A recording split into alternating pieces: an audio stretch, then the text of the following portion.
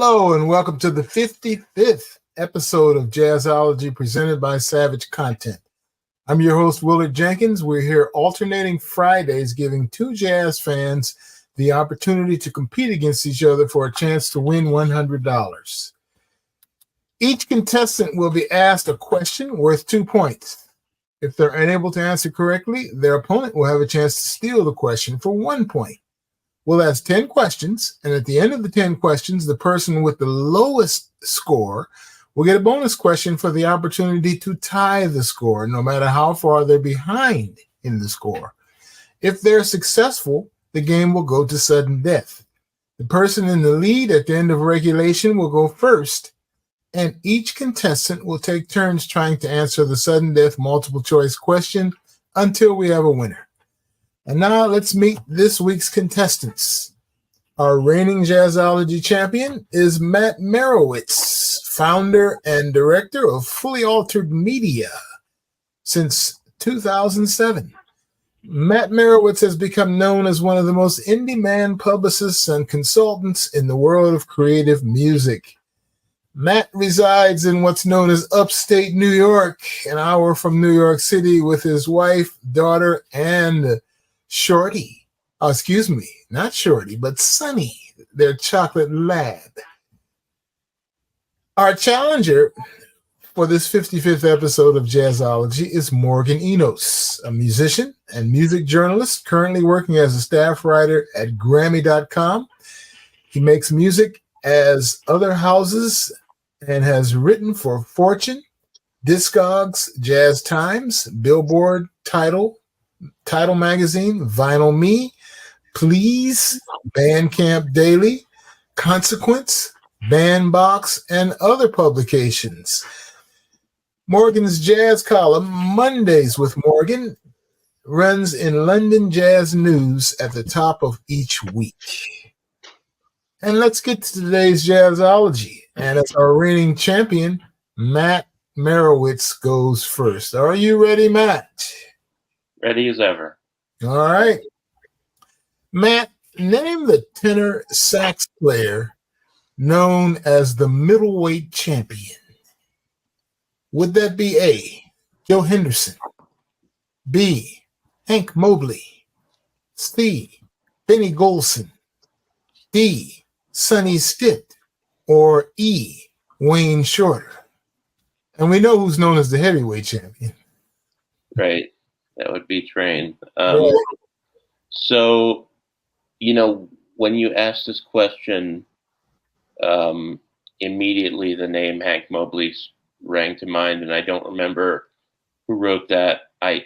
But then again, when you said Joe Henderson, I kind of had kind of a second guess situation.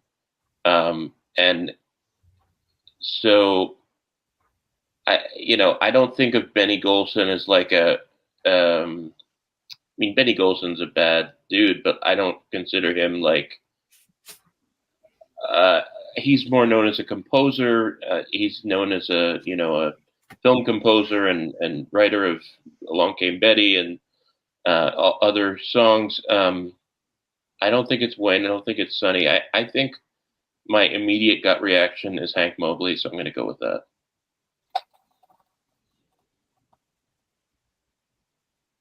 Indeed. And there's a whole Hank Mobley fan club Facebook page talking about the middleweight champion. So that is correct. Hank Mobley was known as the middleweight champion. Morgan, your turn. You ready? Yep. All right. Morgan, Mark Ruffin, who is currently the lead programmer voice on Sirius XM's Real Jazz channel, was originally a jazz broadcaster in what major city?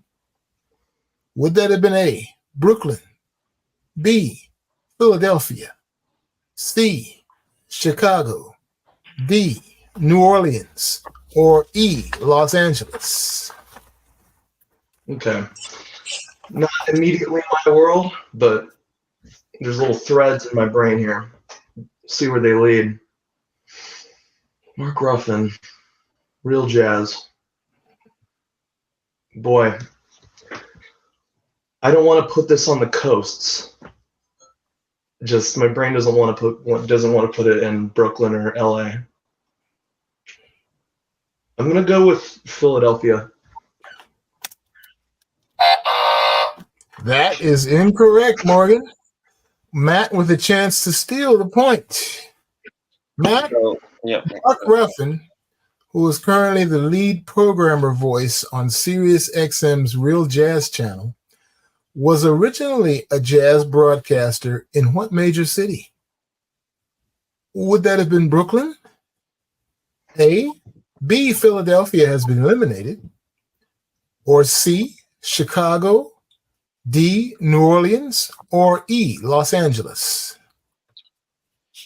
So this is where, like, being a little bit older, just a little bit older than Morgan, serves me a little bit.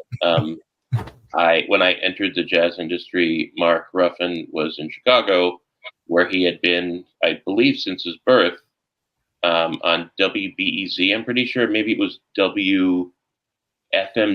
It was a syndicated radio show with Neil Tesser. I think it was called Listen Here, pretty sure. And so my gut reaction is to go with Chicago. I'm positive Mark's not from LA. I'm positive, but also I think he wrote this book about baseball and jazz and whatever. And I think that the Cubs feature into that book, if I'm not mistaken. So I'm gonna go with Chicago. That is correct.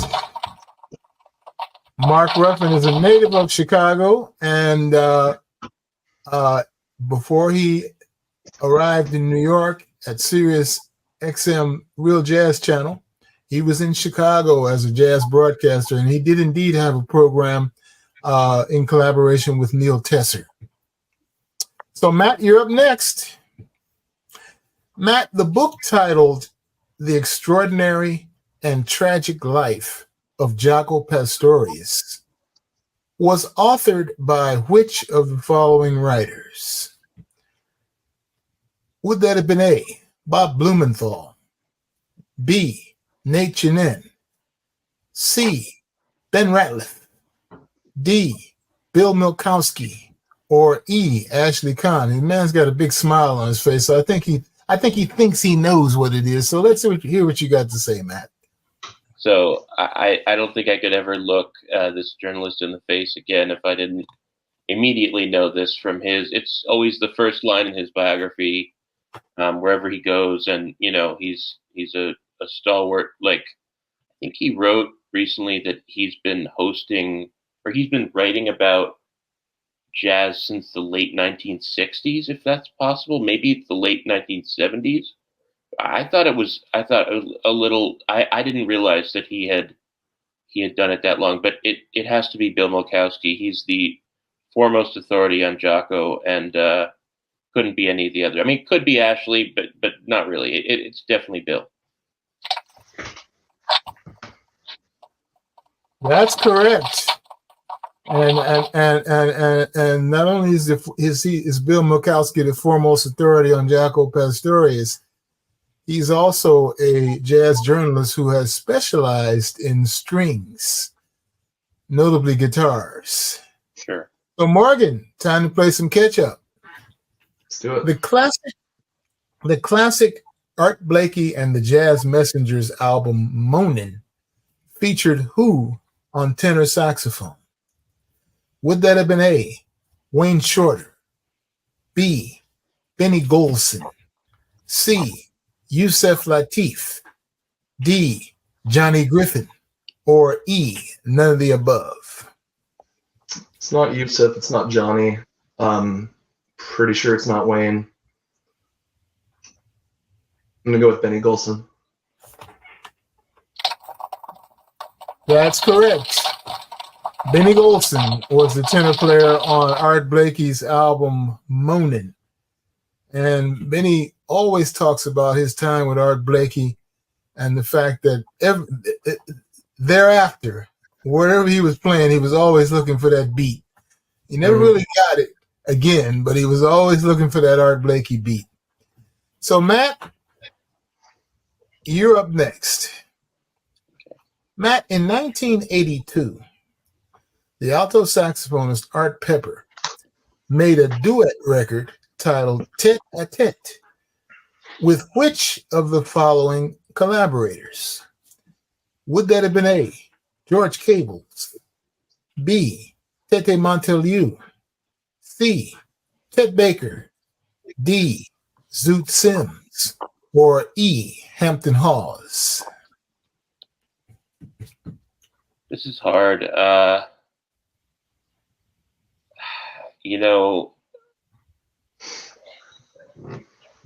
So like when I go over in my head who I most closely associate with Art Pepper, generally I think of West Coast players like or Hampton Hawes. I don't know if Zoot Sims was originally from the West Coast, but he's definitely somebody like a white mid-century, bop player who kind of existed in the same realm.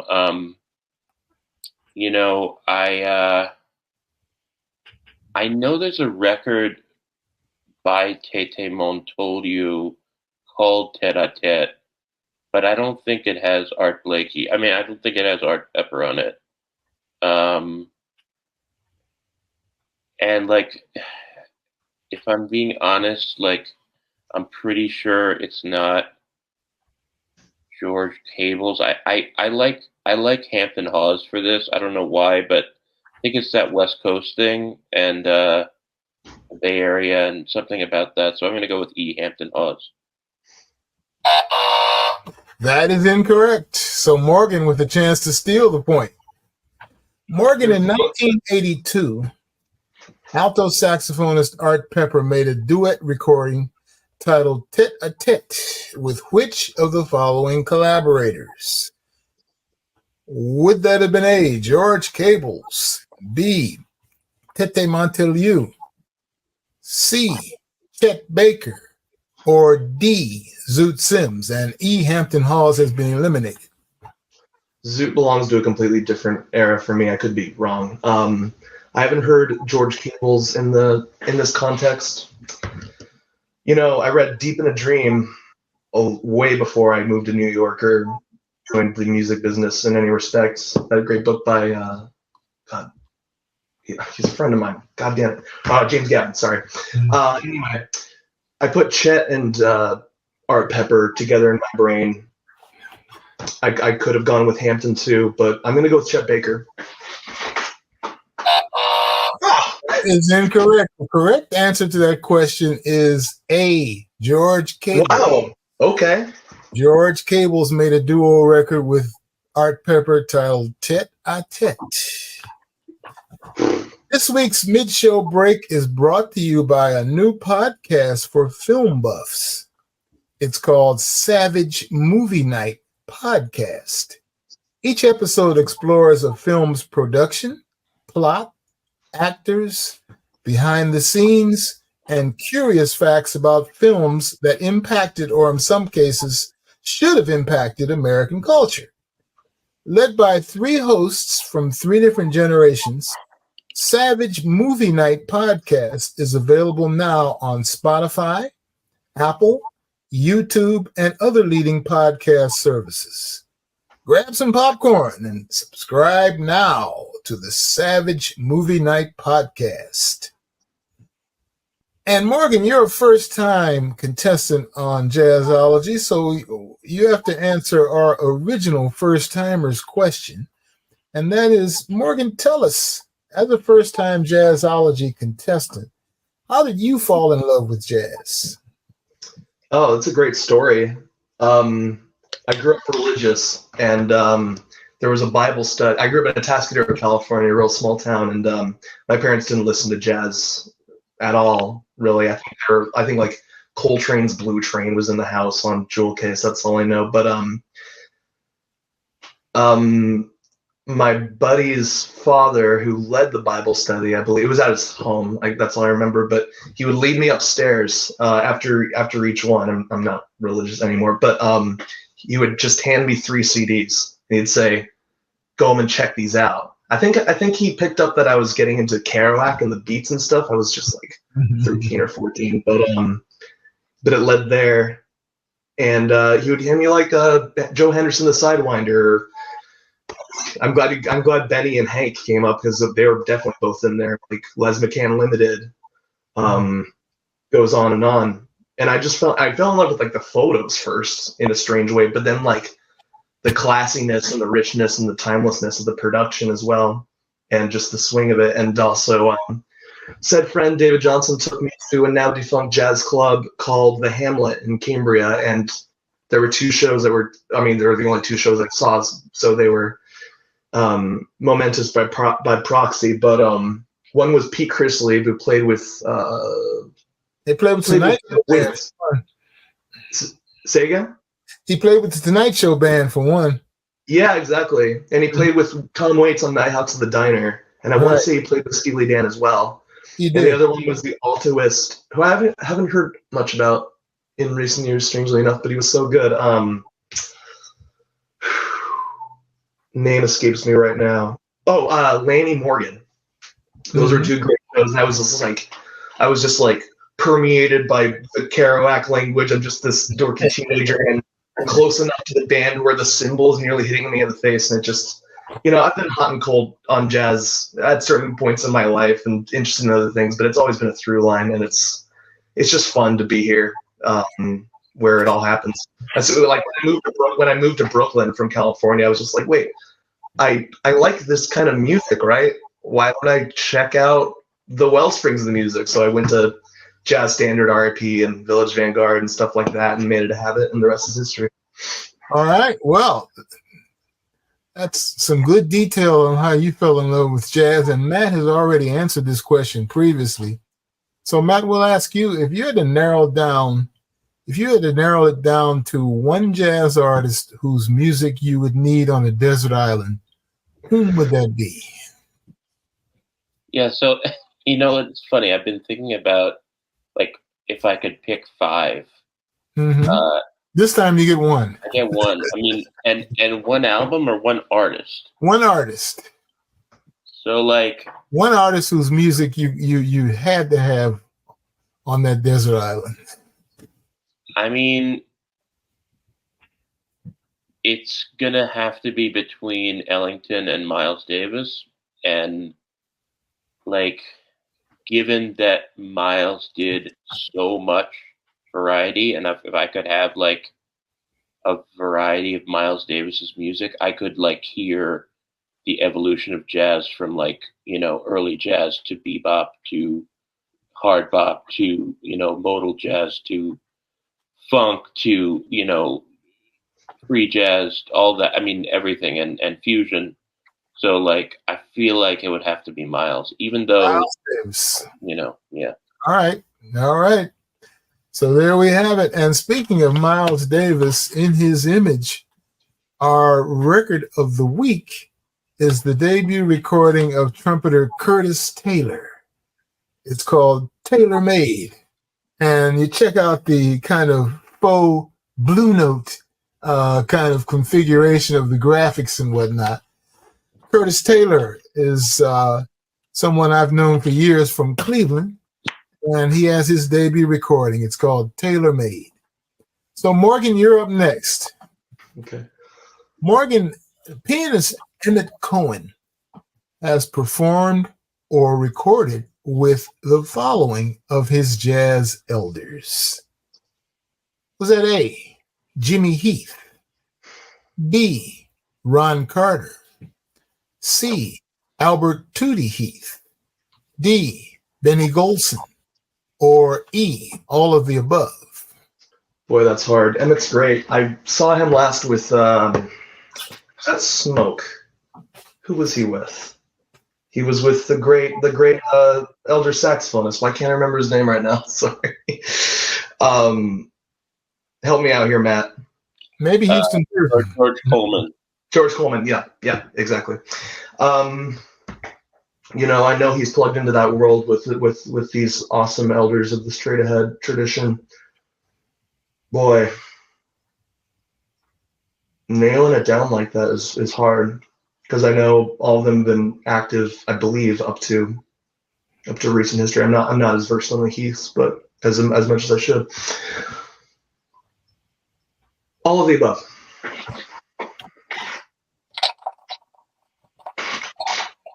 That is correct.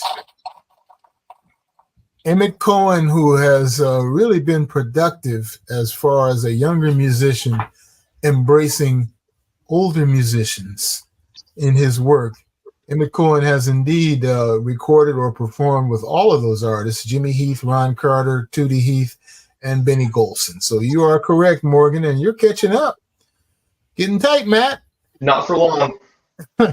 Matt, name the Washington, D.C. drummer who worked with Miles Davis Band during the 1990s. Was that A, Al Foster, B, Mike Clark, C, Billy Cobham, D, Ricky Wellman, or E, none of the above?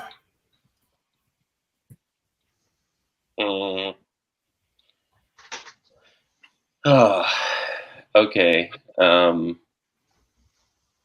This is hard. This is very hard.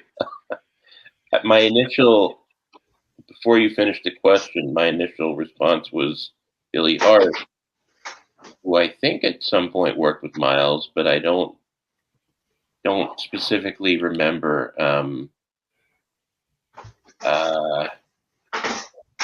And like, so I don't associate, I mean, I know Mike, I think Mike Clark's from Maryland originally. Al Foster might be from like Baltimore or something like that. Billy Cobham I very much associated with the West Coast. And Ricky Wellman is the only name that is kind of a red herring here, like just like kind of throwing me off my game. So I can't say I know Ricky Wellman, but it sounds like right, and it could be D or E, right? So I'm thinking D, Ricky Wellman.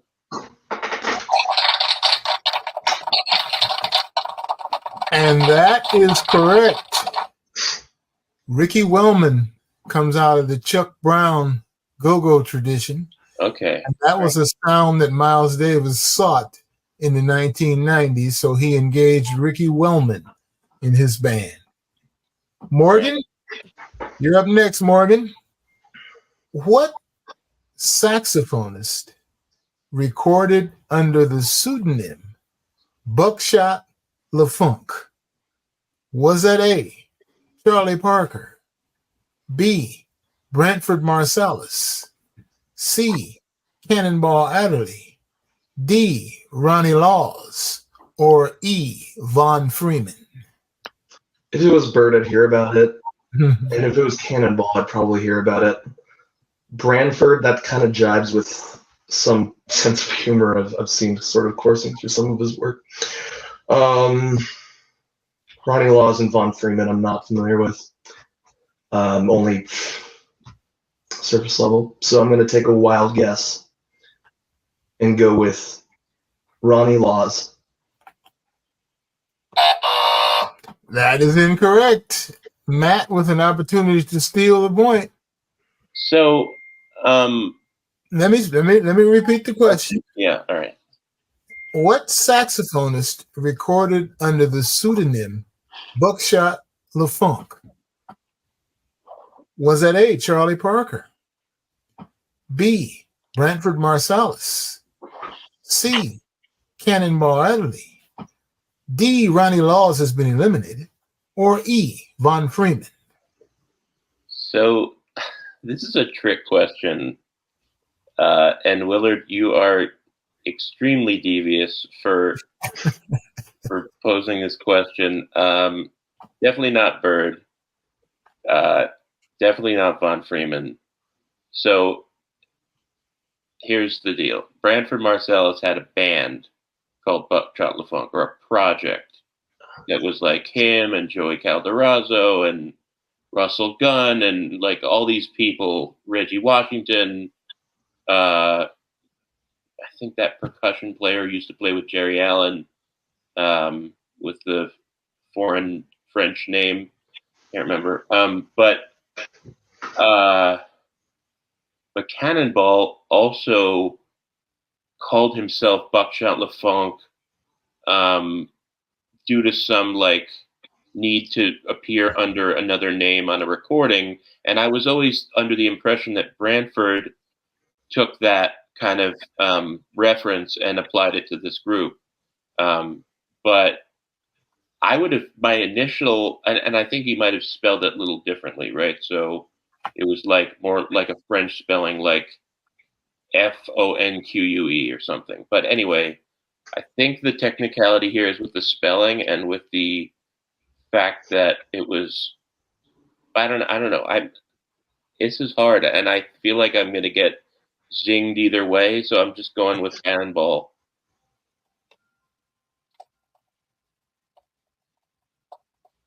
Actually, you are indeed correct. And you had the trick part of the question down. You mentioned it, and that is the fact that when Cannonball recorded under that pseudonym, he spelled funk, Funke, whereas as you suggested, Branford spelled it Fonque as far as that band and that record he made. So you are correct.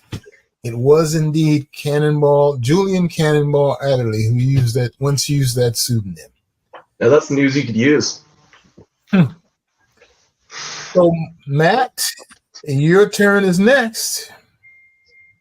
In 1970, when Joe Zawinul left the Cannonball Adderley Band, who took his place at the piano and keyboards? Would that have been A, Michael Wolff, B, Hal Galper, C, George Duke, D, Don Grolnick, or E, George Cable? Oh, this is hard. Yeah, you say that about every question. No. The Emmett Cohen question was not hard. Okay. And the middleweight champion, that was not hard. Okay, so let's see. I know Michael Wolff played with Cannonball. I don't know when exactly, but I know that he did. I think that Hal Galper had an association with Cannonball. I'm sorry about that dinging. My computer has a connection between anyway, whatever. It just keeps bothering me. Hal Galper, George Duke, I very much associate with Zappa, but not so much with Cannonball, although I have this strange, eerie feeling that he might have been in that realm as well, because he came from jazz and then he went for rock and funk and whatever.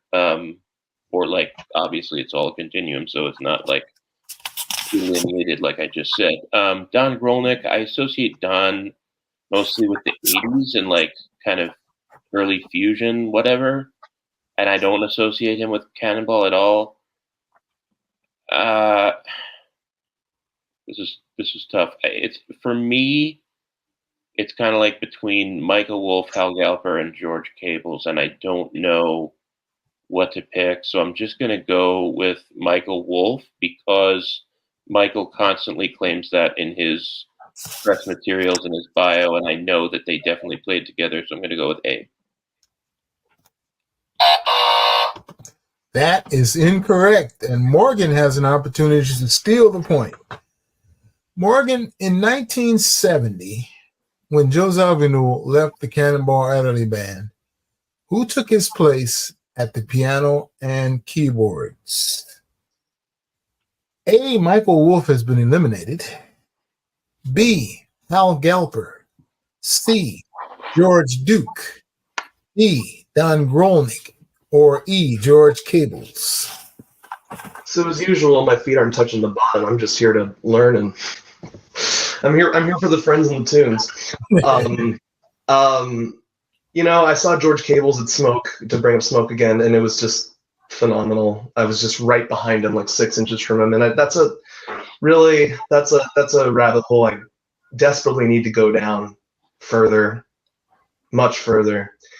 And Cables came up before, so I'm just going with God. I'm going with George Cables. That is incorrect. The piano and keyboardist who took José Newell's place in the Cannonball Alley Quintet was C. George Duke. And that was at approximately the same time he was playing with Zappa as well. But as you surmised, Matt, but it was a little bit later that he played with Zappa after he worked. I think that Michael Wolff, that would have been too early in Michael's life. Like he would have been in. Yeah. I think Michael Wolff actually may have succeeded George Duke in that band. Right. So Morgan. Yep. You're up next. Drummer Allison Miller has performed with which of the following artists? Would that be A, Marty Ehrlich, B, Dr. Lonnie Smith, C, Ani DeFranco, D, Toshi Reagan, or E, all of the above? You know, I know Allison from a couple of records in particular, one with Joe Laurie, I believe, a record called Acrobats I really enjoyed, and Linda O was on that one, I believe. Marty Ehrlich I'm not familiar with. Ani DeFranco, I mean, hey, session musicianship and it crosses genres. I'm not familiar with Toshi. Boy, Ani DeFranco isn't even a jazz artist, I don't think. All of the above. Oh! I was ready for that buzzer, dude. The grab bag response, all of the above. So, Morgan, you are behind, but now you have an opportunity to catch up with our bonus round question. Betty Carter, as a young singer, toured with whose band? Was that A, Dizzy Gillespie, B, Lionel Hampton, C, Roy Milton, D, Woody Herman, or E, Count Basie? I mean, did all these large ensemble composers, or did all these large ensembles tour with singers? I'm sure they did. I don't remember Dizzy, but you know, my oh boy. Okay. I'm not to be trusted is what I'm trying to say. Something pulls me toward Lionel Hampton. I don't know why. I read his book cover to cover a few years ago. Or the book about the biography of Lionel Hampton. He was playing down the street from my house at the mall where I go to Whole Foods. And it was like an outdoor pavilion. That's indeed correct. It was Lionel Hampton where Betty became known as Betty Bebop, and with whom Betty Carter toured. So now we are at sudden death because Morgan has tied the score with that bonus question. So Matt will go first in sudden death. Matt, saxophonist and Blue Note recording artist Melissa Aldana is a native of what country? Would that be A, Brazil, B, Chile, C, Argentina, D, Colombia, or E, Panama?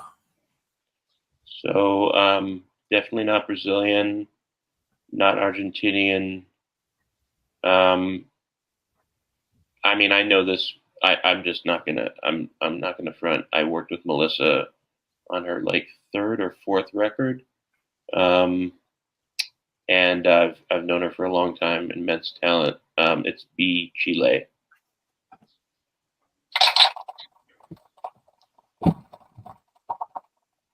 That is correct. And congratulations to Matt Merewitz for continuing as our Jazzology champion and for winning our 55th episode of Jazzology. Nice We encourage each and every one of you to try your hand and play Jazzology. And if anyone watching would like to become a contestant on Jazzology, click the link below and simply fill out the form. You must be 18 years old or older, and be sure to follow us on social media at Jazzology Trivia Show to get all the latest news and updates. Thank you so much to Matt Merewitz and to Morgan Enos and to everyone who joined us for our 55th episode of Jazzology today. Remember, you can check out Jazzology every other Friday at 2:30 p.m. Eastern Standard Time. And if you missed the show live, you can find the archive on the Savage Content YouTube channel. Until next time, peace. Thanks, Willard. Thanks, Matt. See ya. Good game, Morgan.